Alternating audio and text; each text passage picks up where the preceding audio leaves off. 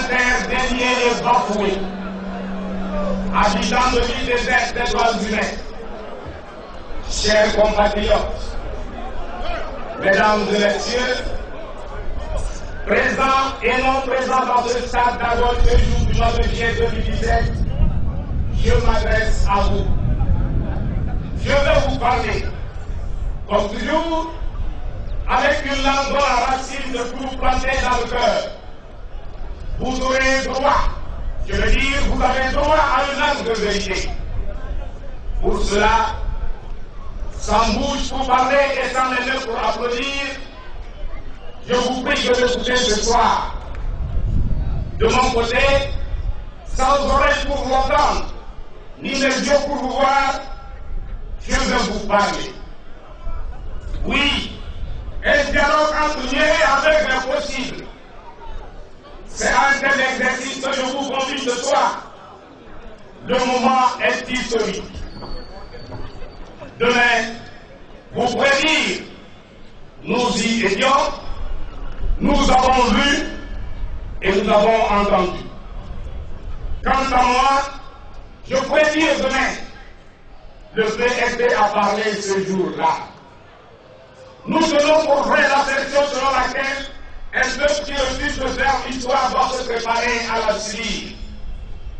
Or, choisir de subir l'histoire, c'est abdiquer. Et puis, il n'y a rien de plus pénible. L'Église ayant écouté le jour radieux annoncé par le président Sylvanus Olympio est vers l'ombre.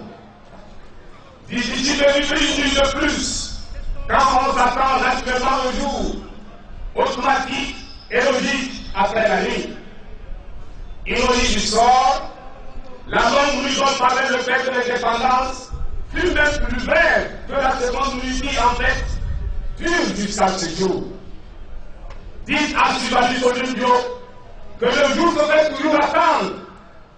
Quel messager pourra porter au président que la deuxième nuit qui s'est abattue sur le Togo est plus incertaine parce que plus obscure, plus lugubre et plus sinistre? C'est la nuit des superlatifs négatifs. Certainement qu'il en souffre avec nous. Les morts ne sont pas morts. Sylvanus Olympio est mort. Donc Sylvanus Olympio n'est pas mort. Pour ce pays qui portait l'espoir des peuples et celui de tout un continent, qui nous aurait cru? Seulement, la deuxième nuit, celle qui nous ont opposé, la nuit de l'éclipse est artificielle. En fait, la deuxième nuit se révèle sous les traits typiques d'un jour voilé. Il suffit de déchirer ce voile qui nous empêche de voir le soleil. Il brille sur nos têtes et autour de nous. Et nous en sommes capables. Heureusement, tout, à l'exception de Dieu, est programmé pour avoir une fin. Par notre action et sous la protection de Dieu, nous sommes à quelques pas de la fin. Je vais dire à quelques heures du jour dévoilé. Nous ne sommes pas.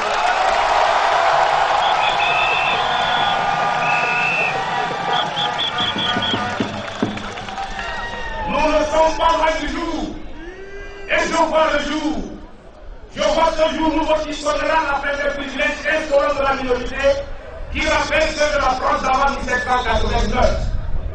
Ce jour sera annoncé dès l'aurore par un soleil radieux d'Afrique qui brillera sur un Togo digne et respecté, un Togo réconcilié à jamais avec lui-même, loin de la division territoriale, ethnique, professionnelle, religieuse, etc.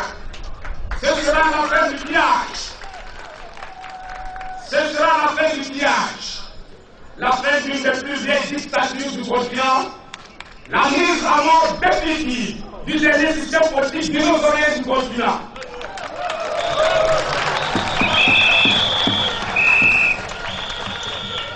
Nous sommes confiants, je dis bien, nous sommes confiants, d'autant plus qu'à travers l'histoire, il y a eu des tyrans et des meurtriers qui, pour un temps, semblaient invincibles. Mais à la fin, ils sont toujours tombés. Toujours, disait Mahatma Gandhi. Ce jour qui porte en lui la fin de la confiscation de la souveraineté du peuple est un jour de liberté et d'espoir pour tous les Togolais sans exception. y compris ceux de la minorité, otages à l'intérieur du système qu'elle a elle-même créé. Mais, pour qu'il advienne, pour qu'il soit une réalité, le jour doit être décidé par nous-mêmes. C'est notre décision, car, disait Mahatma Gandhi, à l'instant où l'esclave décide qu'il ne sera plus esclave, cette chaîne tombe.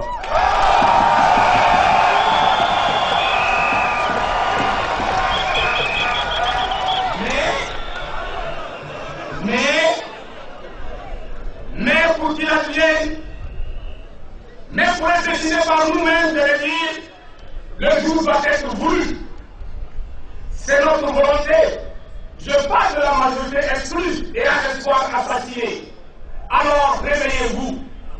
Comment ne pas le vouloir alors que nous sommes unanimes sur notre condition de vie? Après tout, les difficultés de la vie de tous les jours auxquels l'on nous a soumis ne nous ont pas suffisamment rapprochés. La misère a fini par recoller les morceaux constituent des éléments du cercle de la division de la famille activée qui a cimenté pendant plus de 50 années le régime rapace FPT-Uni.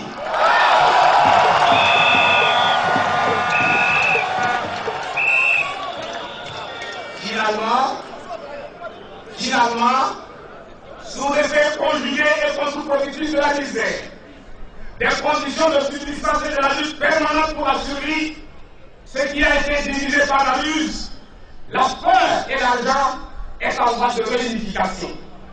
Cependant, tant qu'il reste assis, l'esclave ou l'opprimé n'a pas encore fait le moindre pas vers sa libération. Aussi longtemps que nous resterons assis, personne ne nous croira et, par conséquent, il n'y aura personne, même pas Dieu, pour nous prêter main forte. Alors, debout. Ne voyez-vous pas, quand vous racontez ce qui se passe au Togo, aujourd'hui, la vie, c'est trop grave pour être vrai, c'est trop anachronique pour être actuel, c'est trop surréaliste pour être réel, c'est trop inadmissible pour être accepté, c'est trop méchant pour être humain. Alors, debout.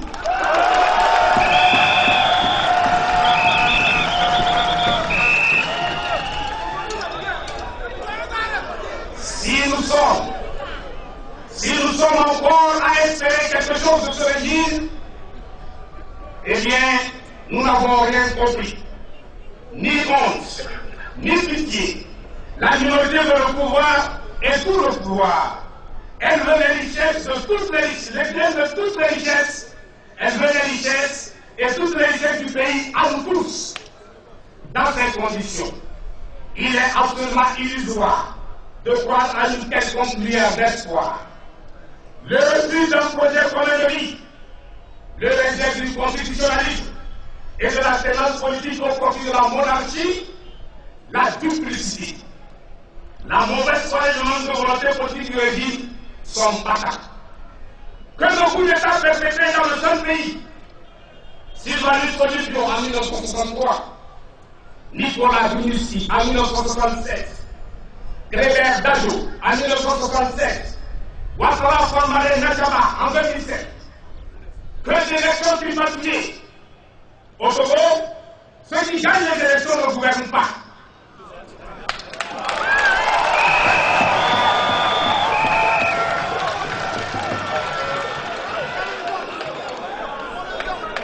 Au Togo, ceux qui gagnent les élections ne gouvernent pas. Je pense à Djibril Solentu, je pense à Titani Bon, je pense à Jean-Pierre Farr.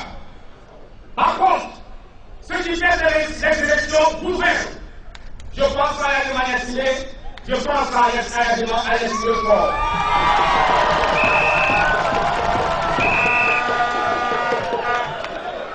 Mais quel paradoxe électoral! Que le consensus brisé, la Constitution de 1992, de promesses non tenues du genre, je ne me représenterai plus. Et Adima, je respecterai la Constitution, plus de 100 versets pour cause politique, mandat social, etc., fort réactivé. peu d'engagements signés, mais jamais respecté l'accord politique global.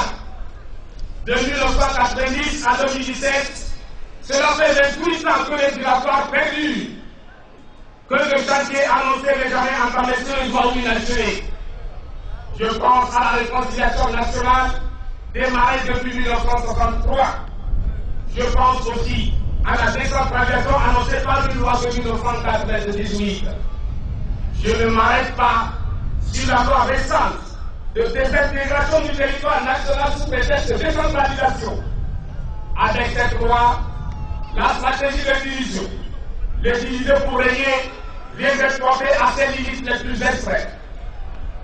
Que les citoyens jetés et gardés en prison sans contrôle juridique, et ceci, malgré parfois les décisions de la Cour de la CEDEAO. Je ne parlerai pas des décorations des personnes lugubres pour reprendre votre dignité. Car en plus du fait célèbre pour nous, Dieu sait c'est combien ils sont. Et quand vous vous opposez, les invités à un combat ils disent, appelons-le et donnons-lui quelque chose de ce que nous mangeons. C'est un mal qu'il a fait. Quand vous refusez, il cherche à vous faire peur.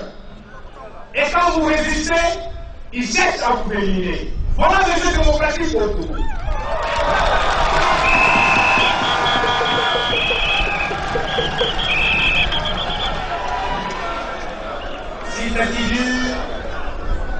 Si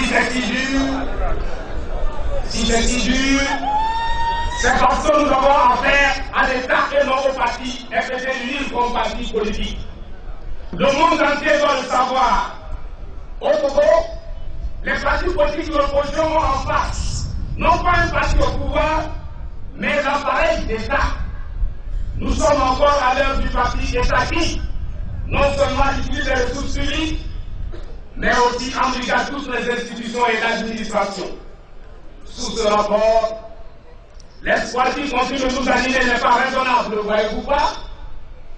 Sous une dictature, méfiez-vous de petites phrases. Des phrases apparemment anodines car elles cachent souvent une réalité implacable et impitoyable pour le peuple qui les entend sans réagir. Ces phrases du genre « Mon père m'a dit » une minorité s'accapare des richesses du pays. Compteur à zéro trahissent le désastre dont le dictateur est porteur.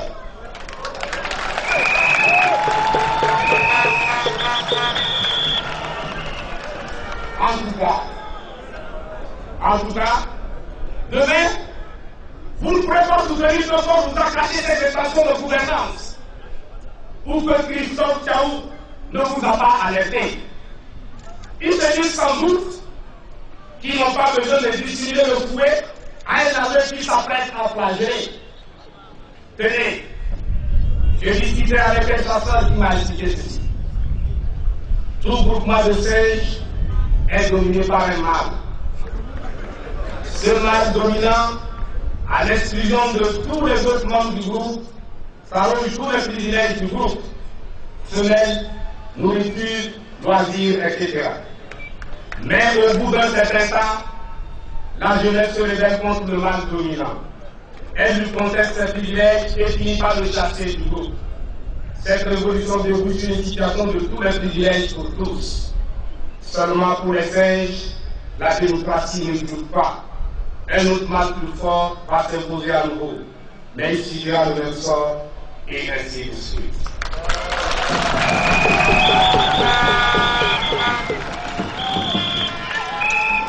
Si dans cette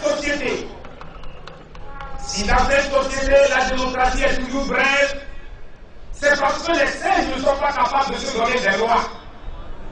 Le juridique et le politique restent encore l'apanage de l'homme. Toutefois, le mérite de ce groupe de primates est de se lever de temps en temps contre les privilèges exclusifs et exorbitants au quotidien seul. La minorité.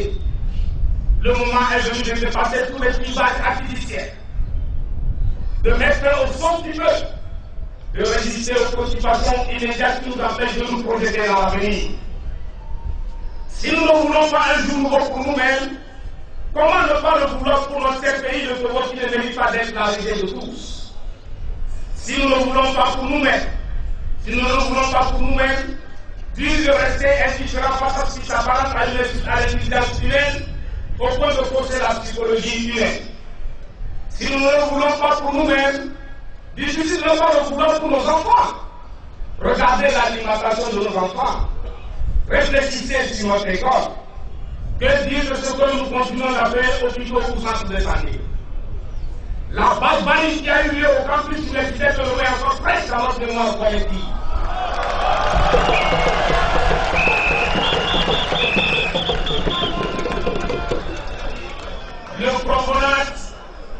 Le provenance n'est pas une réponse responsable au chômage des jeunes, et ils le savent. Arracher l'avenir à un enfant, c'est l'arracher à ses parents. C'est rendre le labeur et la souffrance des parents. Si, pour nous, c'est presque fini, sommes-nous prêts à accepter que pour nos enfants, ce soit fini avant même d'avoir commencé? Avant de vous contenter de ces multitudes dans l'état dans lequel ceux-ci vous sont offerts, quel que soit le pouvoir en place, aujourd'hui et demain, posez-vous avant tout les questions suivantes. De quelles ressources dispose le Togo? Combien nous coûte chaque institution? Combien nous coûte la présidence de la République? À quel montant le président de la République, sa famille et ses relations pèsent-ils sur le peuple contribuable que nous sommes? Chers compatriotes, le Togo nous appelle. Quelle que soit la distance, nous serons au rendez-vous. Sous le soleil ardent, nous répondrons présent. Sous la pluie, nous serons là.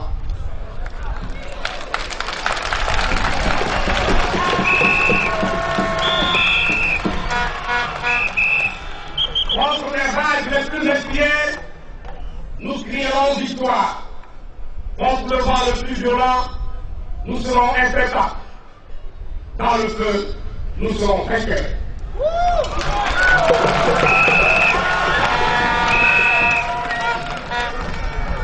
S'il veut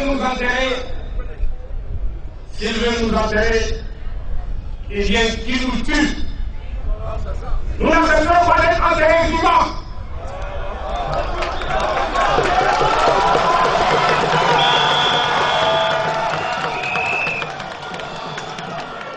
S'il veut nous enterrer, je dis, eh bien qu'il nous tue.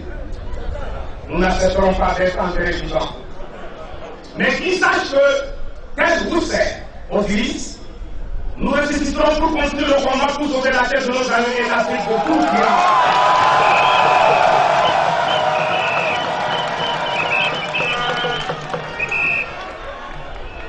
En dépit des risques, nous sommes parfaitement conscients. Nous ne sommes pas naïfs. En dépit des risques, nous sommes parfaitement conscients. Nous serons le jour J une armée de femmes et d'hommes pacifiques. Ni violence verbale, ni violence civique. Tel est le mot de la marche des spoliés. Ce n'est pas une affaire d'hommes, de femmes ou de garçons, mais une affaire d'hommes, de femmes et de jeunes.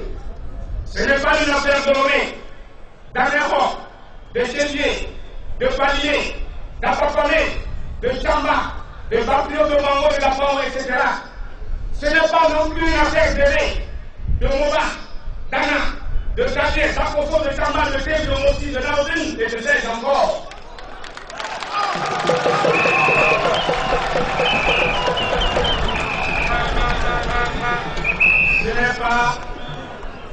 Ce n'est pas une affaire de col blanc ou de col bleu. Ça ne peut être une affaire de chrétiens, de musulmans ou d'adeptes de la religion de juifs. C'est une affaire de tous. Alors, sortez de l'enfermement géographique, ethnique, professionnel, religieux et arrachez votre liberté. La liberté de nous choisir vos propres dirigeants et la manière dont vous voulez être gouverné. L'enjeu est de taille nationale. Le jour J, sortez dans une tenue correcte et responsable. Ce n'est pas une affaire de voyou, vous n'êtes pas voyou. Les mains nues surtout. nous allons nous livrer à une véritable procession de pacifistes.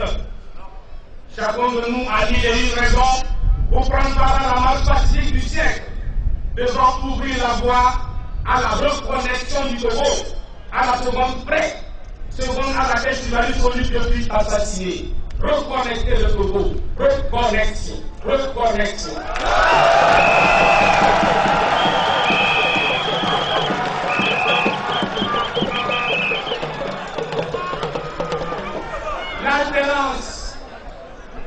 L'alternance ne viendra pas taper à notre porte. On ne tient pas le changement en restant chez soi. Quant à la crainte, pour paraphraser mon Dieu, elle ajoute à nous perdre.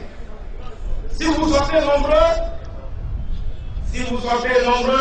comme vous n'êtes jamais sortis, vous obtiendrez ce que vous n'avez jamais obtenu depuis tout ce temps-là, c'est-à-dire l'alternance.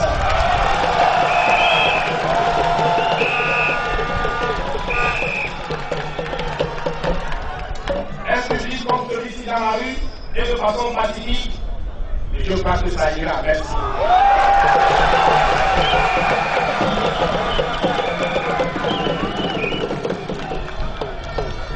Avec une police ce soir, avec ces galères exécutées ce soir, respectant la loi et restant dans leur rôle, je crois que ça peut y aller.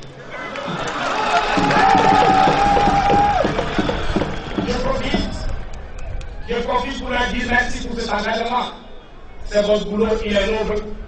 Et chacun doit revendiquer la noblesse, revendiquer l'allure juste, la belle allure pour sa profession. Je vous remercie.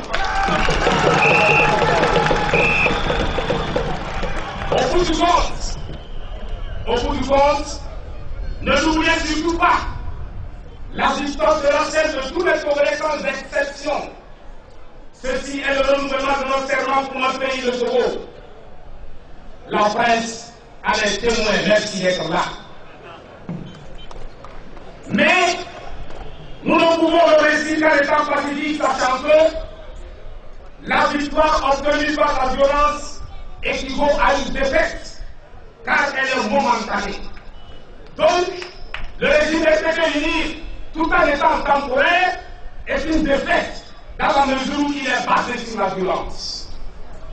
Le champ de la non-violence ajoute, je parle de maladie, en opposant la haine à la haine, on ne fait que la répandre en surface comme en profondeur.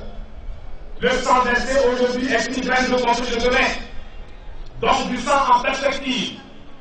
Un homme tombé aujourd'hui est une graine de conflit de demain et des morts en perspective. À cette cadence, nous ne nous en sortirons jamais. Il n'est pas question de revendiquer la tête de fort ou de sacrifier ce soir. D'ailleurs, la non-violence est la base de notre espèce, tout comme la violence est la base de l'animal. Nous voulons tout simplement sortir du cycle infernal de la violence politique une fois pour toutes, de façon durable, si ce n'est définitive. Encore que la violence, lorsqu'elle semble produire le bien qui en résulte n'est que transitoire, tandis que le mal produit est permanent. C'est pourquoi le BNP a depuis toujours pris ses distances avec la violence verbale comme physique. Nos manifestations ont été toujours pacifiques. Ainsi, le grand peuple congolais, debout le jour J comme un seul homme, de ses cassés à Nord et dans la diaspora, de par le monde, devra exiger pacifiquement le retour à la Constitution de 1992 et le vote de la diaspora.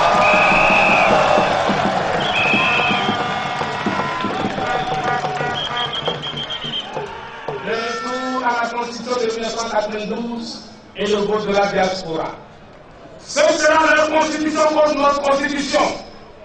La Constitution du peuple contre la Constitution de la minorité. Leur détermination à défendre les intérêts particuliers contre notre détermination à défendre l'intérêt général. Leur vérité contre la vérité. Le retour à la Constitution de 92, voilà la solution. On ne vient pas nous parler d'une purification. Pourquoi ce régime se comporte comme s'il avait affaire à des nouveau-nés? À défaut de retour à la Constitution de 92, nous serons bien obligés d'exiger À défaut du retour à la Constitution de 92, nous serons bien obligés d'exiger. Nous serons bien obligés d'exiger le départ du système RTT uni. Le départ du système RTT uni.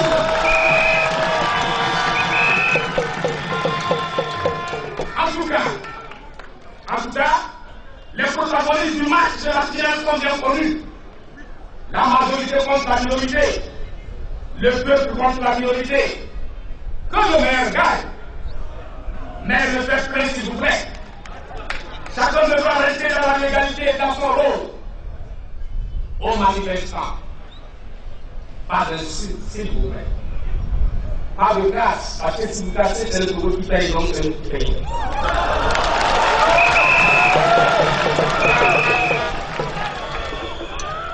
Pas de feu ni barricade. Mieux, montrer du respect à ceux qui sont là pour l'encadrement de la manifestation. Partagez le sourire avec eux.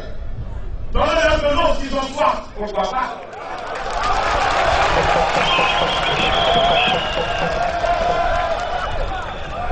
Au cours de cette marche, toute personne qui se comporte différemment sera considérée comme un infiltré parmi nous pour se mener des ordres et justifier une répression. Nous ne l'accepterons pas. De notre armée, comme symbole du service public de la défense, nous attendons qu'elle reste dans le rôle qui est le sien, c'est-à-dire la défense du territoire national. Et ici, je m'adresse à la tête de l'armée, qui sait très bien que le maintien de l'ordre ne relève pas des compétences de l'armée. Positionnée sur les territoires, l'action de l'armée est tournée vers l'extérieur. C'est aussi pour cette armée que nous nous battons. Nous savons qu'elle n'oublie pas le changement substantiel intervenu dans son traitement au sortir de la conférence nationale souveraine. Elle ne l'a pas oublié. Rappelons que le mouvement des réfugiés, retenu par la même porte, ont un destin lié.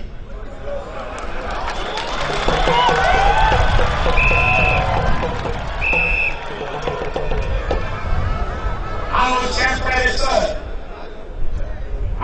frères et sœurs de la sécurité, si on vous dit créer le tout pour justifier les pressions dites, les manifestants, ce n'est pas nous.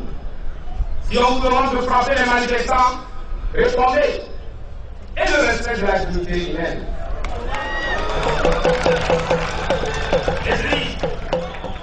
Et puis, ce sont des Congolais. Nous ne pouvons pas utiliser du matériel acheté par le peuple, pour le peuple, contre le même peuple. C'est une absurdité.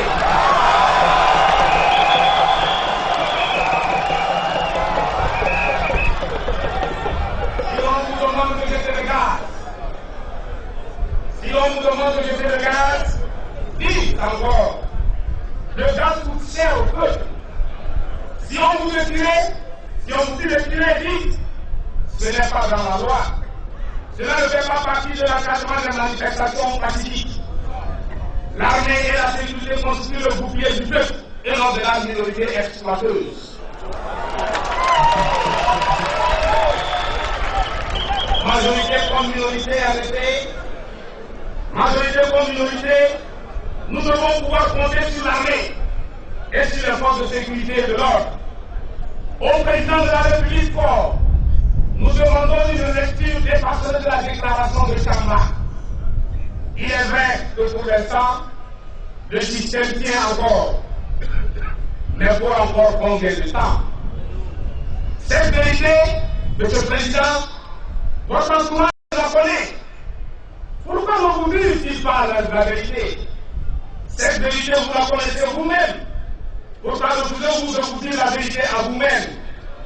Arrêtez de reporter ce dialogue avec vous-même. C'est le moment de votre entourage qui est là qui succède. Nous-mêmes en avons assez, mais que voulez-vous? Avez-vous vraiment besoin de voir les 6 millions de Congolais contre vous seuls? Sachez que la force a ses limites, le pouvoir de l'argent aussi.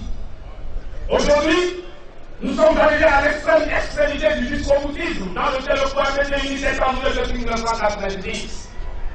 C'est l'impasse, le cul de sac, La pratique est sur le podium, c'est évident.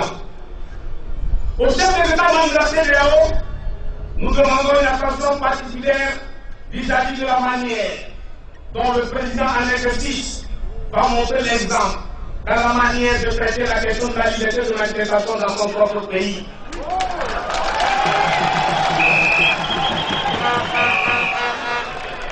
De son côté, l'Union africaine devra être extrêmement attentive aux chancelleries occidentales. Nous demandons la pression nécessaire en vue du respect des lois de la République par le pouvoir et rien d'autre. En matière de manifestation publique, c'est connu. Le principe de la liberté est non l'inverse. Donc, laissez faire. Et la démocratie, c'est un débat d'idées. Dans son combat d'opinion, bouche contre bouche, l'arbitrage appartient au peuple, seul souverain. Le rôle de la sécurité est de protéger, sans parti pris, l'importance de toutes les opinions politiques. Si nos revendications ne croisent pas l'aspiration profonde du peuple congolais, nous serons les premiers à nous refuser à nous conduire dans notre chambre, car la revendication va fonctionner d'elle. Par contre, si le peuple se retrouve à travers nos exigences, vous devez l'admettre en accédant à nos revendications. Nous ne battons pas pour un Togo contre X, Y ou Z. Il s'agit de tourner la page et gouverner autrement le Togo. Reconnecter le Togo, voilà l'enjeu principal. Durant toute cette longue nuit, nous avons suffisamment appris sur tout ce qu'il faut éviter en matière de gouvernance. Comme une fausse réponse, un mauvais exemple est bon pour la pédagogie. Pour rebâtir le Togo, il est de déconstruire et de reconstruire le Togolais.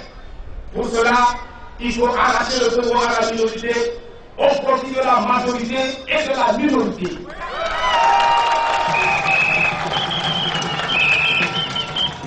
Il ne s'agit pas de libérer le Togo contre des Togolais. Ainsi, ni rancœur, ni vengeance. Nous avons aussi pour devoir de libérer cette minorité prise dans son propre piège. Nous avons un Togo pour tous et tous fiers du Togo. Chacun décharge sa finance, nous n'y arriverons jamais. Chacun pour soi, chaque profession pour elle-même, nous ne parviendrons jamais à arrêter la machine infernale. Au peuple divisé correspondent des revendications atomisées et passent sans convergence et sans véritable effet. Grève d'enseignants, grève de corps médical, mouvement d'étudiants, d'élèves, sociétés d'État, transporteurs, etc. Que chacun de nous se livre à une analyse de conscience, à l'introspection suivante. En quoi par ma profession, mon action, mon abstention, mon attitude contribue à faire avancer ou à nuire au Togo, et ceci même si cela me rapporte de l'argent. Il est clair que demain, les bâtisseurs de la cité seront recrutés dans la majorité comme dans la minorité sur la base de la compétence et sans considération aucune. Il ne s'agira pas d'une spoliation contre une spoliation. Réunissons notre hymne national. Après 20 ans, nous mourons, nous avons Togolais, viens, bâtissons la cité. Donc, au-delà de cette lutte de la majorité contre la minorité, nous attend une œuvre de construction de la maison commune. Le bien, c'est-à-dire l'appel, est adressé à tous les Togolais sans exception. Et quel esprit de tolérance est l'hymne national togolais? Entre nous, le mérite se mesurera par rapport à notre amour pour la mère patrie, le Togo, et le degré de notre engagement à la défendre jusqu'aux limites des frontières africaines. Tel un fleuve en pluie qui a débordé de son lit et qui a brisé les lits qui l'entourent et qui l'enserrent, qui l'étouffent, et qui a débordé de son lit, je disais, ce peuple doit sortir, balayer les privilèges, emporter avec eux la misère devenue inadmissible. Construisons un nouvel avenir commun, celui de la liberté, de la démocratie, du développement, d'un Togo pour tous. Alors, debout, luttons sans défaillance, vaincons ou mourons, mais dans la dignité.